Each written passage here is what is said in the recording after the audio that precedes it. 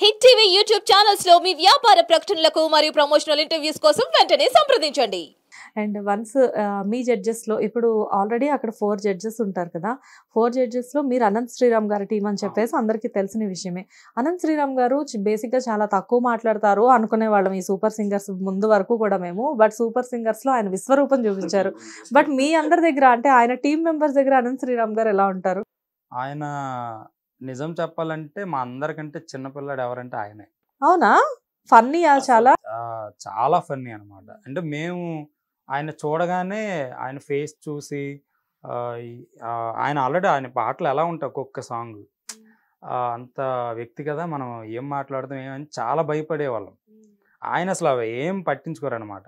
చాలా చిన్న పిల్లాడిలో వచ్చి మా మీద చేతులు చాలా ఫ్రీగా మూవ్ అవుతూ అదిరా ఇదిరా చాలా క్లియర్గా మాట్లాడతారు. చాలా బాగా మాట్లాడతారు. చాలా ఫ్రీగా ఉంటారు. సెట్లో స్టేజ్ పై నుంచి మీ కంటెస్టెంట్లో ఒక వైపు కూర్చుంటారు, మా సైడ్ వస్తారు, కింద కూర్చుంటారు చాలా మంది. వాళ్ళ దగ్గరికి వెళ్ళి వాళ్ళ మధ్యలో కూర్చుంటారు, మళ్ళీ జడ్జి సీట్లోకి వెళ్ళి అక్కడ కూర్చుంటారు. ఆయన ఒక దగ్గర ఉండరు అనమాట. వస్తే ఇంకా మొత్తం గోల చేస్తూ ఉంటారు అనమాట. కాళ్ళు ఒక చోట నిలబడమంటారు.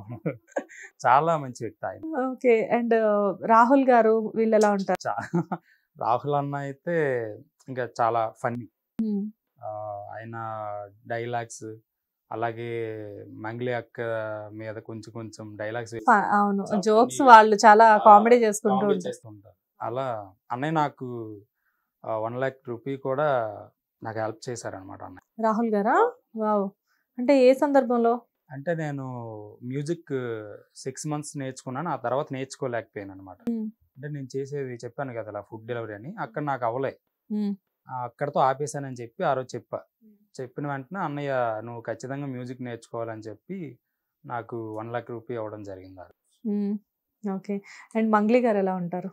మంగ్లీ అక్క ఇంకా చాలా ఆవిడ మల్టీ టాలెంటెడ్ అని చెప్పుకోవచ్చు. ఆవిడ నాట్యం చేస్తారు, అలాగే యాక్షన్ కూడా చేస్తారు, యాక్టింగ్, అలానే పాటలు అయితే ఇరగదీస్తారు గట్టిగా. ఆవిడ పాడితేనే ఇంకా అక్కడ మైక్స్ అవేం ఇంకా పనిచేయ అవసరం లేదు, ఇంకా ఓపెన్ వాయిస్ చాలా బాగా పాడతారు ఆవిడ. ఇంకా తను కూడా నాకు 50,000 రూపాయలు ఇచ్చారనమాట. మంగ్లీ గారు కూడా? మంగ్లీ గారు కూడా. ఓకే. అండ్ శ్వేత గారు?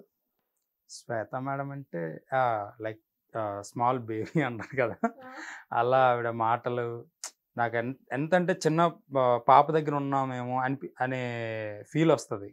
చాలా మంచి వ్యక్తి ఆవిడ. అలాగే పాటల కోసం టాప్ టు బాటమ్ అన్నీ తెలిసిన ఒక పర్సన్ ఎవరని చెప్తే ఆవిడ చెప్పొచ్చు.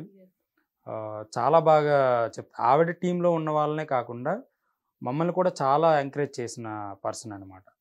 తను కూడా నాకు ఒక గిఫ్ట్ ఇచ్చారు. అంటే మా కంటెస్టెంట్లు 16 మెంబర్స్ ఉన్నాం. ఎవ్వరికి లేని కొన్ని మంచి మూమెంట్స్ నాకు జరిగాయి. మంచి హ్యాపీ మూమెంట్. నాకు JBL బాక్స్ అని స్పీకర్, అలాగే హెడ్ ఫోన్స్ అవి గిఫ్ట్గా ఇచ్చారనమాట. చాలా మంచి వ్యక్తి ఆవిడ. ఓకే. అంటే ఎవరికి జరగని మూమెంట్స్ మీకు మాత్రమే జరగడానికి రీజన్ ఏంటి? అది నాకు కూడా తెలియదు, కానీ మంచి మూమెంట్స్ అంటే అవే. ఇంకా తమనన్న చేతి మీద మళ్ళీ నేను ఆ చెక్ తీసుకోవడం, మణిశర్మ గారి దగ్గర నుంచి మంచి కాంప్లిమెంట్ రావడం. మణిశర్మ గారు మంచి కాంప్లిమెంట్స్ ఇచ్చారు. మంచి కాంప్లిమెంట్ ఇచ్చారు. And at the same time funny comedies కూడా చేశారు ఆయన వచ్చినప్పుడు. ఇవన్నీ చాలా మంచి మూమెంట్స్. నాకు సూపర్ సింగర్ అనేది ఏం చెప్పాలో అర్థం అవ్వట్లేదు. అలాంటి మంచి సిచ్యువేషన్ ఇది, నాకు మంచి ప్లాట్ఫామ్.